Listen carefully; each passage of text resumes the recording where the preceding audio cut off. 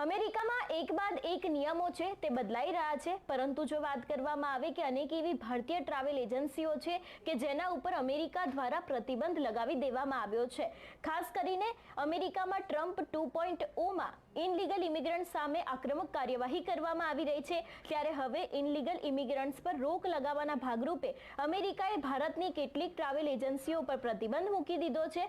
અમેરિકાની ટૂર પર લઈ જતી અમુક ઇન્ડિયન્સ ટ્રાવેલ એજન્સી તેમજ તેના ઓનર્સ પર ટ્રમ્પ એડમિનિસ્ટ્રેશને પ્રતિબંધ લગાવી દીધો છે. ડિપાર્ટમેન્ટ ઓફ સ્ટેટ દ્વારા આ અંગે સોમવારે ઓફિશિયલી જાહેરાત કરવામાં આવી હતી. આ તમામ ટ્રાવેલ એજન્સી પર ઇનલીગલ ઇમિગ્રન્ટ્સને પ્રોત્સાહનનો આરોપ છે.